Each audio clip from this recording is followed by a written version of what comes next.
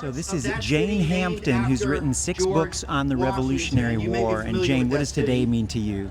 Well, I first learned about this day 20 years ago when I wrote a book called Stories of Faith and Courage from the Revolutionary War. And that was the day in 1776, May 17th, that they had a day set aside for prayer and giving thanks and fasting. And John Adams heard a sermon that day that really awestruck him. He wrote his wife Abigail wondering if he was going to be Moses or Aaron. And then, of course, he was Aaron because he chose Thomas Jefferson to write the Declaration of Independence. And in that way, Jefferson was Moses. And so that sermon really impacted him. And so I'm really thrilled to be here to the day, 250 years later.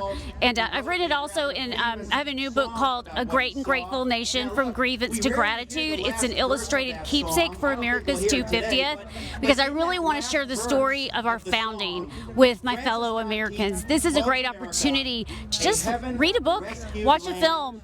The American Miracle is a good one. It's a good film. Just to reacquaint yourself with the founding of our nation. Only 13% of 8th graders are proficient in American history. That is not only dismal, it is scandalous. We are robbing our fellow Americans of these amazing stories, many of which are being talked about here today at Rededicate 250. And that sermon that John Adams heard, was that by John Witherspoon by any chance? No, it was by Reverend George Duffield. Oh, okay. And he was in Philadelphia, and Adams had heard him before, but Duffield compared America and King George III with the Israelites and Pharaoh.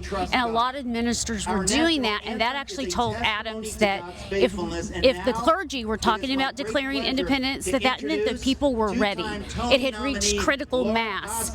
And so he was excited because Adams was ready to declare independence probably in 1774.